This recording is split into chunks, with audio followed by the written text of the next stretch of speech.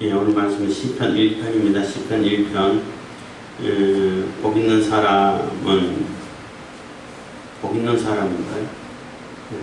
의인의 길과 악인의 길을 이렇게 대비하면서 써준 시편인데, 복 있는 사람이라는 제목을 다는 것이 좋을 것 같습니다. 복 있는 사람. 시편은 여러 저자들이 여럿이죠. 여럿이고 모세 시대 때부터 해가지고 느헤미야, 에스라 느헤미야 시대까지 해서 한 1500년인가? 1000년인가?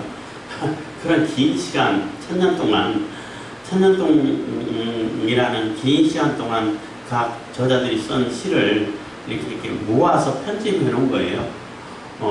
모아서 편집하기 시작한 때는 다윗 때부터라고 볼 수 있어요. 다윗 때부터 느헤미야 때까지 해가지고 그래서 있는 대로 수집해가지고 편집하고 그 다음에 또 모아서 편집하고 이렇게 해가지고 5권으로 이렇게 구색을 맞춰가지고 이렇게 편집을 했는데 왜 하필이면 5권일까?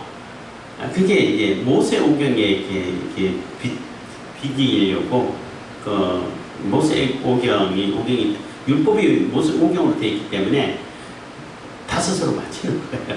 시편도 모세 오경처럼 이렇게 묵상할 수 있도록 이렇게 맞춰놓은 것이다라고 생각을 하는 겁니다.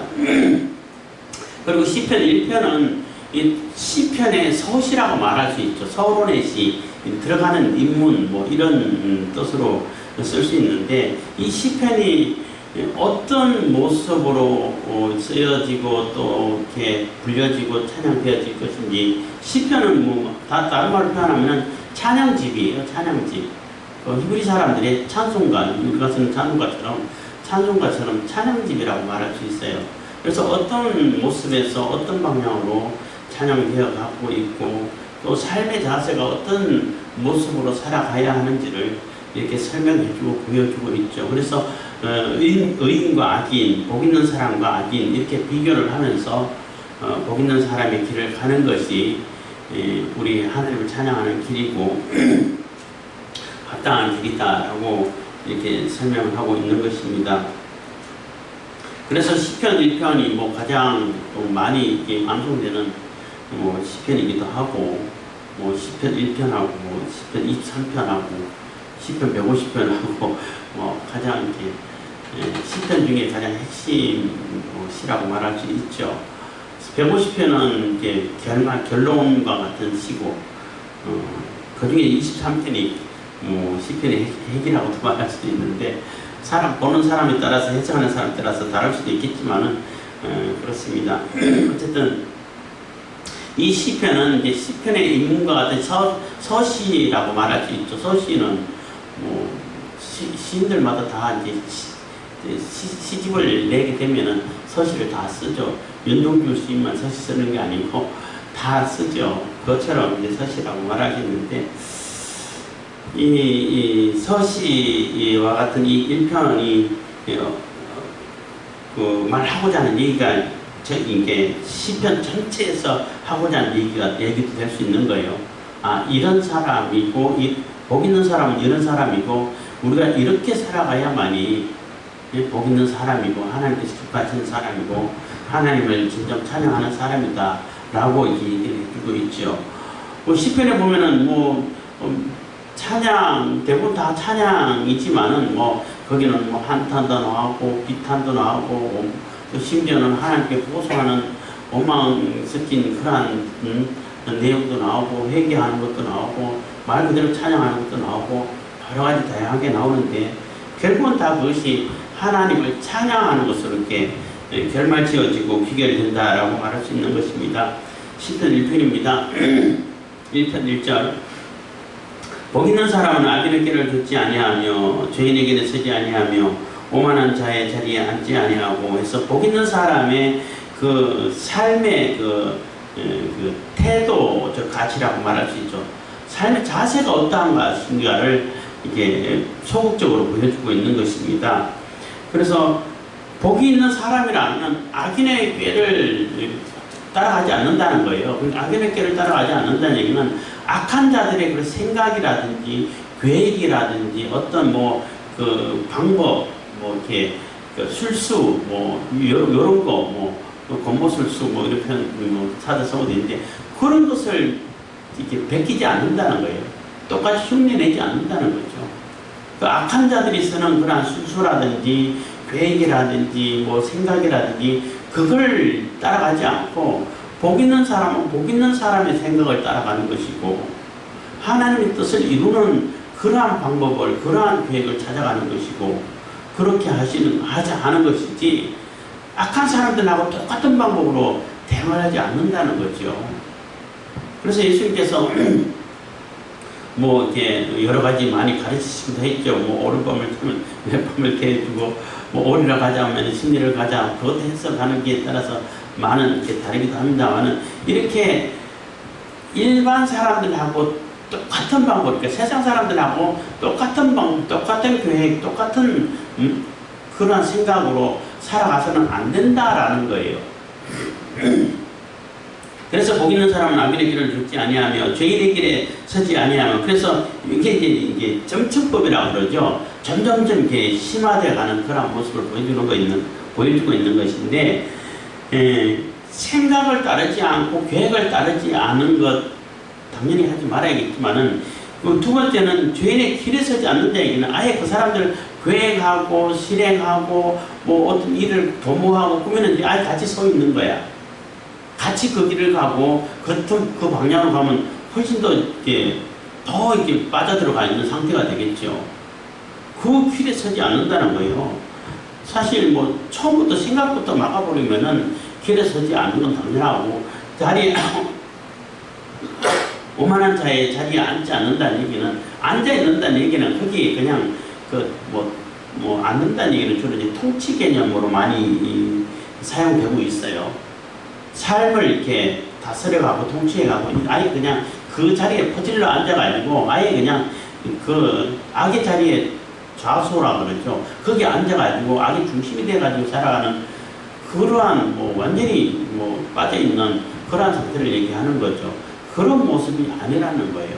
그래서 죄인의 길에 서지 아니하며 오만한 자의 자리에 앉지 아니하고 여기서 악인, 죄인, 오만한 자 다 같은 얘기에 다른 표현이라고 보시면 돼요. 하나님을 배제하고 하나님을 벗어나고 하나님을 거역하는 자들이 다 악인이고 죄인이고 오만한 자죠. 2절입니다. 오직 여호와의 율법을 즐거워하여 그 율법을 주야로 묵상하는 자로다 해서 1절에는 소극적인 모습에 그러니까 적극적이지 않고 이제 소극적인 모습으로 악인의 복 있는 사람들의 모습은 악인들하고 같이 동조하지 않고 그들하고 같이 어울리지 않고 그들을 주도하고 그들이 하는 그런 악을 완전히 자기가 주도해가지고 완전히 악을 펼쳐가는 그러한 자리에 가지 않는 그런 사람이 복이 있다 라고 얘기하는 것이면 2절은 적극적으로 오직 여호와의 율법을 즐거워하여 그 율법을 주야로 묵상하는 자로도 해서 여호와 하나님의 율법이 즐거워서 그 율법의 말씀이 끝까지 달아서 그 율법을 늘 묵상하고 그 말씀대로 살아가고 그 말씀대로 지켜가고 있다는 거예요. 여기서 말하는 게 묵상한다는 얘기는 가만히 그냥 생각만 하고 있는 것을 보고 묵상이라고 그러지 않아요. 한국 사람들이 개념에서는 주로 이제 가만히 앉아서 이제 이렇게 생각만 하는 것이 묵상이라고 주로 생각하기가 쉬운데 여기서 묵상하는 것은 그런 표현을 쓰더라고요. 이게 사자나 어떤 짐승들이 먹잇감을 탁 낚아챘어. 그래서 먹잇감을 잡아가지고 그 먹잇감에 대한 소리 지르는 거 있잖아요. 부르짖는 늑대 같은 경우는 먹잇감 잡아가지고 막 아우 소리 지르고 사자는 고랑 하고 막 어르렁대는 그런 소리 지르고 내가 먹잇감을 찾아가지고 내가 이 먹잇감 너무 먹잇감을 확보했으니까 얼마나 감격스럽겠어요. 그런 상태이기도 하고 또 초식동물을 비교한다면은 소는 이게 유가 5개나 있다고 그러더라고요. 어쨌든 소매기를 제가 어릴 때 많이 다녔는데, 일단 소는 풀밭에 가면은 무조건 뜯어서부터 삼켜요. 삼켜가지고 그냥 삼키는 미가 따로 있어. 그리고 이제 조용하고 있을 때, 이제 풀밭도 하면서 일도 안 하고 조용할 때는 딱 가만히 쳐가지고 아니면 앉아가지고 그것을 다시 이렇게 꿀뚝 표현해가지고 대세김질이라고 하잖아요. 다시 오래 씹어서 진짜 제대로 소화될 수 있는 위로를 삼킨다고 그러더라고. 대세김질이라고 그러죠. 말씀을 대세김질하는 것이라고 말한다고 해요. 그러니까 막 먹잇감을 놓고 너무 감격하기도 하고 또 안심되기도 하고 또 이렇게 다른 친구들에게 접근하지 말라고 하는처럼 그렇게 어른되는 그러한 의미도 들어있고, 대세김질을 하는 계속 그 말씀을 이렇게 대세김질하면서 그 말씀이 어떤가, 그 말씀을 어떻게 적용하고 어떻게 실천할까 하는 그러한 것을 보고 그런 것을 보고 묵상이라고 한다 그래요. 설명이 좀 복잡하고 심한데 어쨌든 간에 여호와 하나님의 율법이 즐거워서 그게 짐이고 뭐 어렵고 이런 것이 아니라 즐거워가지고 그 말씀을 어떻게 실천하고 그 말씀을 어떻게 내가 먹어서 내 것으로 만들어서 소화해가지고 어떻게 삶을 살아갈까, 이런 생각을 늘 그런 생각으로 가득 차 있는 그런 상태가 바로 이게 주야로 묵상하는 상태가 된다는 거죠. 그래서 복 있는 사람들은 악인 자리에 앉고 그거는 소극적인 것이고 당연하고, 오히려 더 적극적으로 하나님 말씀을 더 이렇게 묵상하면서 그 말씀을 어떻게 실천해 갈까, 그 말씀을 실현해 갈까, 하나님 말씀 따라서 하나님께서 기뻐하신 모습으로 살아갈까, 이런 생각에 집중해 있다는 것입니다. 그게 바로 복 있는 사람이라는 거죠. 저는 시냇가에 심은 나무가 시절을 쫓아 과실을 맺으며 그 잎사귀가 마르지 아니하는 같으니 그 행사가 다 형통하리로다. 그래서 저는 시냇가에 심은 나무가, 그러니까 시냇가에 심어져 있기 때문에 여기서 말하는 시냇가는 늘 물이 흐르는 시냇가를 얘기하는 거예요. 그 이스라엘 지역에는 가늘천이라 해서 와디라고도 하죠. 그러니까 한국 번역된 말은 가늘천이고 우리 사람들이 쓰는 말은 와디라고 해요. 하는데 그 천은 뭐냐면은 우기 때 비가 많이 올 때는 막 칼칼칼 홍수가 나듯이 물이 쓸어가는 그러한 천인데, 그 겨울이죠. 주로 이제 겨울인데, 여름에는 건기 때는 그냥 말라 있어요. 그냥 모래 받치고 그냥 약간 들어가는 보람처럼 생겼는 그러한 지형이에요. 물이 없어. 우기 때만 물이 있어요. 그걸 보고 가늘천이라는데, 여기서 말하는 시냇물은 그런 가늘천이 아니고 항상 물이 흐르는 내를 얘기하는 거예요. 시내를 얘기하는 거죠. 그래서 항상 물이 흐르는 시냇가에 심어진 나무기 때문에 가뭄도 타지도 않고 뭐 비가 오든지 안 오든지 고민하지 않고 늘 이게 수액을 빨아들여서 싱싱하게 자랄 수 있는 그런 나무가 된다는 거죠. 그래서 복 있는 사람은 그렇게 시냇가에 심긴 나무처럼 늘 이렇게 물 걱정이 없으니까 잎이 푸르고 과실이 맺어지고 하는 그러한 나무와 같다는 겁니다. 그래서 그렇기 때문에 그 하나님 말씀에 늘 묵상하고 하나님 말씀에 집중하고 하나님과 영혼이 잇대어져 있다면은 하나님과 하나님과 이렇게 뭐라 그럴까, 성령의 교통이라고 그러죠. 관계가, 하나님과의 그 관계가 끊어지지 않고 계속 이렇게 소통이 되고 있는 상태라면은 이 사람은 시냇가에 심은 나무가 같다는 거예요. 그래서 늘 푸르청청하고 잎사귀가 마르지 않고 열매를 주렁주렁 맺어가고, 그런 사람이 하는 행사는 당연히 형통하죠. 형통 안 하면 오히려 이상하게 되는 거죠.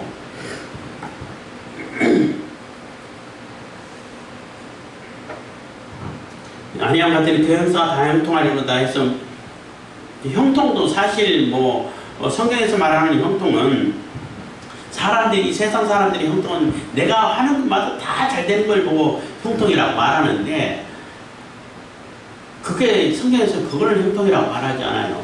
내가 하는 것이 하는 것마다 하나님이 뜻을 이루어가는 것을 보고 형통이라고 해요. 심지어는 내가 열심히 했는데 오해를 받아가지고 감옥 가고 요셉이 그랬잖아요. 심지어는 그 절망과 같은 그런 감옥에 들어가기도 하고 했는데 억울하게 그래도 형통하다 그래. 감옥 갔는데 종으로 팔려가도 형통이고 감옥으로 가도 형통이고 그게 무슨 형통이야 이렇게 되는데 하나님 뜻을 이루고 하나님 계획이 하나하나 실천되어 가는 때 내가 쓰임받을 때 그걸 형통이라고 말하는 것입니다. 이것은 마찬가지로 그런 하나님 말씀 늘 주야라 묵상하고 하나님 뜻을 받들어서 살아가려고 하고 하나님 말씀이 가장 기뻐서 하나님께 적극적으로 나아가고 하는 이런 자가 당연히 하나님 뜻을 이루는 데 쓰임받겠죠. 당연히 형통한 사람이 됩니다. 그런 사람들은 결국은 무슨 일을 해도 결국은 전화위복이 돼가지고 또 기쁨의 결말로 끝나게 되고 또 하나님의 그 은혜가 넘치고 또 함께 주시는 복이 충만히 임하는 그래서 복된 사람이 되는 그러한 모습이 된다는 것입니다. 그렇지만 악인들은 안 그렇다는 거예요. 그러니까 의인하고 복 있는 사람하고 악인하고 죄인하고 자꾸 비교를 하면서 이제 설명해 가고 있는데 이 시편에서는 그렇기 때문에 복 있는 사람으로 살아가는 거예요. 복 있는 사람의 모습이 이러한 모습이고 이러한 자세를 가지고 있기 때문에 이러한 모습으로 이러한 자세로 살게 되면은 하나님께서 인정해 주시고 하나님께서 이렇게 붙잡아 주시고 지켜주시는 하나님께서 인정해 주시는 그러한 삶이 된다는 것을 얘기해 주고 있는 겁니다. 그래서 악인은 그렇지 않으며 하고 이제 악인을 비교하고 있는 겁니다. 오직 바람이 나는 겨와 같다 해서 바람이 나는 겨라는 얘기는 추수해서 알곡과 가라지를 구분하는 그러한 상황을 얘기하는 거예요. 알곡은 바람에 이렇게 까불리면은 쭉 떨어지지만은 겨는 쭉정이는 다 날아가 버리죠. 그래서 쭉정이는 모아서 불에 태워버리는 그러한 것을 비유를 하고 있는데 아기는 이렇게 속에 든 게 없기 때문에 겨처럼 가볍기 때문에 바람이 휘휘 날려가기 때문에 아무것도 이룰 수 없다는 거죠. 악인은 그렇지 않으며 오직 바람이 나는 겨와 같다. 5절 그러므로 악인이 심판을 견디지 못하며 죄인이 의인의 해중에 들지 못하리로다. 그래서 악인은 심판을 못 견디지 못한다는 얘기는 심판을 면할 수가 없다는 거예요. 뭐 심판 당하면 당연히 당할 수밖에 없지만은 뭐 견디도 안 견디도 어차피 심판은 당연히 되는데 내가 이거 버틸 수 있다. 끝까지 심판을 버텨가지고 이겨내야지. 이게 아니고 심판을 면할 수가 없다는 거예요. 피할 수가 없다는 겁니다. 악인들은 다 끌어모아서 불에 영원한 지옥불에 던져 넣어버린다는 거죠. 그래서 악인들은 결코 하나님의 심판을 피할 수가 없다는 겁니다. 그리고 그 죄인들, 악인들, 죄인들, 오만한 자 이런 자들은 의인들의 회중 모임 그거 예배에 참석하지 못한다는 거예요. 의인들하고 똑같은 대우를 받을 수가 없다는 거죠. 의인들은 모여가지고 교회죠. 모여가지고 하나님을 예배하고 하나님을 찬양하고 하나님과 임마누엘을 이뤄서 천국의 삶을 사는 천국 백성으로서 천국의 삶을 사는데 거기에 악인과 의인이 들어갈까? 악인과 죄인이 오만한 자가 들어갈 수 있냐는 거죠. 못 들어가죠. 그래서 그 회중에 들지 못한다는 것입니다. 6절 대저 의인의 길은 여호와께서 인정하시나 악인의 길은 망하리로다. 그래서 결론적으로 그 의인의 길, 복 있는 사람의 길은 하나님께서 인정해 주시는 길이라는 거예요. 하나님께서 인정해 주시면 끝나는 거지 뭐. 아무리 사람들이 비방을 하고 사람들이 아니라고 얘기하고 막 욕을 하고 해도 하나님께서 인정해 주시면은 그걸로 되는 거예요. 그렇잖아요. 아무리 사람들이 인정을 해주고 칭찬해주고 뭐 세상에서는 뭐 최고가 되고 영웅이고 해도 하나님께서 나 너 모르겠는데 그러면 말짱 도루묵이 헛것이에요. 헛된 삶을 산 것이 된 거예요. 그래서 하나님께서 인정하시냐 안 하시냐 이게 가장 중요하죠. 뭐 믿음도 마찬가지예요. 아무리 믿음 있다 해도 사람들 올 때는 진짜 믿음 있는 것처럼 보여도 하나님께서 인정하시는 믿음이라야 그게 믿음인 것이지 하나님께서 인정하지 않는 믿음은 믿음이 아닌 거예요. 소용없어요. 그래서 누가 구원받냐, 누가 이렇게 어디에 구원이 있냐 없냐 이런 논쟁을 많이 하고 할 때 제가 이제 주로 한 얘기입니다만은 그거는 우리가 판단할 수 있는 게 아니다. 하나님이 판단하셔야 되는 것이지. 하나님이 인정하는 믿음이라야 그게 믿음인 것이지. 우리가 아무리 이렇다 저렇다 해도 그게 믿음이냐. 이런 이제 결론을 이렇게 논리를 피고 결론을 얘기했는데, 그러면 다른 종교에도 믿음이 구원이 있다는 얘기냐? 그게 아니고, 다른 종교든 어디든 간에 하나님께서 인정하시는 믿음이 있다면은 그 사람은 구원받겠죠. 하나님께서 구원하시겠죠. 안 그래요? 잘 들으셔야 돼요. 잘 들으셔야 되는데, 근데 교회에서 하나님께서 기뻐하시는 모습이고, 하나님께서 예수님을 보내주셨고, 하나님께서 구원의 길이라고 정해놓은 그 길이 있는데, 그 길을 무시를 해버리고 다른 데도 구원이 있을 거야. 다른 데도 하나님께서 인정해 주시면은 구원 받는다 했으니까 인정해 주실 거야. 한다고 해서 하나님께서 그걸 인정해 주시겠냐는 거예요. 인정 안 해주죠. 하나님께서 이 길이 진짜야. 예수 그리스도를 통한 길이 구원의 길이라. 이걸 통해가지고 내가 구원할 거야 하고 했는데, 나 그거 무시하고 다른 게 해도 하나님 인정해 주세요. 그건 자기 생각이지. 응? 자기 생각이지. 하나님께서 인정하는 믿음이라고 해가지고 아무렇게 해가지고도 하나님께서 인정해 주신다? 그걸 어떻게 알아요? 모르죠. 모르는데 인정해 주지 않죠. 왜 그러냐면은 하나님께서 성경에 길을 이미 정해주고 이 길이 오직 진리야 라고 정해준 길이 있는데, 근데 그걸 부정하고 다른 길을 인정한다? 말이 안 되는 거죠. 그래서 잘 들으셔야 된다고 얘기를 하면서 이제 이렇게 하나하나 설명해 가는데, 듣기도 전에 막 공격을 해서 문제인데, 그렇기 때문에 사실 기독교라는 단체 안에 교회라는 그 교회당 안에 들어가서 예배 드린다고 해도 사실 하나님께서 인정하지 않는 믿음이 있다는 얘기예요. 다 주여 부른다 해갖고 다 하늘나라에 들어가는 거 아니다라고 했던 것처럼, 그럼에도 불구하고 이 교회에 와가지고 예배하는 사람들 중에서도 하나님께서 인정하지 않는 믿음이 있는데, 이 교회를 외면하고 십자가의 길을 외면하고 다른 데 가가지고 하나님께서 인정하시면은 나 구원 받을 수 있어. 근데 그걸 인정받을 수 있겠어요? 없죠. 없다고. 응? 아니 그 교회 와가지고 십자가를 예수님 믿는다고 말하는 사람들 중에도 예수님 보실 때는 너는 그건 아니야. 믿음이 아니야. 그건 네 욕심이지. 이런 사람이 있어가지고 안 될 사람이 있는데, 그러지 못한 단체에 가가지고 하나님께서 인정하시면 하나님께 그걸 인정하시겠어요? 그렇기 때문에 그래서 이제 얘기를 잘 들으라는 얘기예요. 하나님께서 인정하시는 믿음이라 진짜 믿음인데, 하나님께서 이미 그 구원의 길을 딱 정해놓으셨어요. 이거 외에는 길이 없어. 내가 이름을 절대 주지 않았어. 그러니까 이 길로 다 들어와.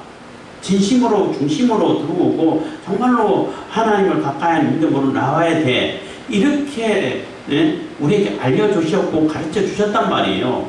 그럼 그 길로 가야지. 그 길로 가는데 가는 채 하는 사람들도 분명히 있다는 거예요. 그러니까 가는 채 하는 것은 사람들은 속일 수 있지만 하나님은 절대 못 속이죠. 그래서 하나님께서 인정하지 않는 믿음이 된다는 거예요. 높아지면서 다시 말씀드리지만은 그 길을 버리고 거기는 아니고 다른 데도 있을 수 있어. 하나님께서 인정해 주시면 되는 거 아니야? 해가지고 간다고 한들 그것을 하나님께서 인정하시냐는 거예요. 여러분 그렇다면 그거 인정하시겠어요? 자기 자신 자체를 인정 안 하는데, 왕 자체를 인정 못 하는데 그 왕의 은혜를 입을 수 있겠어요?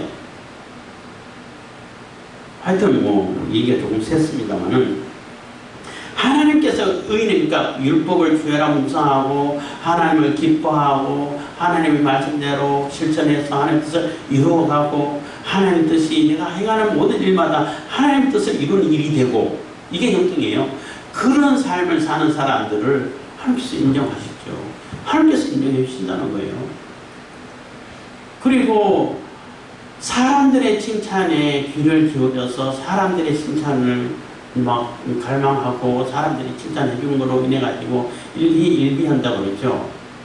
그럼 그것이 상으로 끝나버릴 수 있다는 거예요. 내가 선교를 하고 또 내가 어떤 뭐 선을 행하고 또 이렇게 봉사활동을 하고 구제를 하고 할 때에, 그래서 예수님이 오른손이 하는 것을 왼손을 모르게 하라는 이유는 사람의 칭찬으로 내가 만족을 해버리면은, 사람의 칭찬을 기대하고 바라고만 있으면은 내 상급이 그것으로 끝나버린다는 얘기예요. 굉장히 아쉽죠. 근데 하나님의 칭찬은, 하나님의 주시는 상급은 영원한 것인데, 근데 사람이 주는 칭찬으로 끝나버리면은 내가 한 수고가 헛수고밖에 안 되는데, 그래서 사람의 칭찬에 대해서는 굉장히 조심해야 된다라는 거예요. 물론 사람들이 칭찬해주면 좋지요. 저도 당장 기분이 좋은데, 좋지만은 그것으로 만족해버리면 안 된다는 거예요. 사람들 칭찬해주는 건 좋겠지만은, 칭찬받아야겠지만은, 궁극적으로는 하나님께서 나를 칭찬해 주셔야 된다. 하나님께서 나를 인정해 주셔야 된다. 라는 그러한 인식을 가지고 어떤 일을 할 때에 사람이 칭찬하든지 안 하든지 내가 기쁘고 즐겁게 그 하나님 일을 할 수 있다는 겁니다. 그렇지 않고 사람의 칭찬에 귀를 기울이게 되면은 내가 하나님께 칭찬 안 해줘? 기분 나쁘네? 안 해. 이렇게 되는 거예요. 그러면 그게 무슨 상급이 있겠어요? 없어요. 그러니까 하나님께서 나를 칭찬해 주시고 하나님께서 나를 인정해 주시는구나 라는 그러한 생각을 가지고 무슨 일을 할 때에 기쁘고 즐겁고 사람들이 인정해 주든 안 해주든 늘 이렇게 꾸준하게 하나님을 찬양하면서 일을 할 수 있다는 거예요. 그래서 하나님이 인정해 주시는 그 길을 가라는 거죠. 이 시편에서는. 그렇지만은 악인의 길은 당연히 망하죠.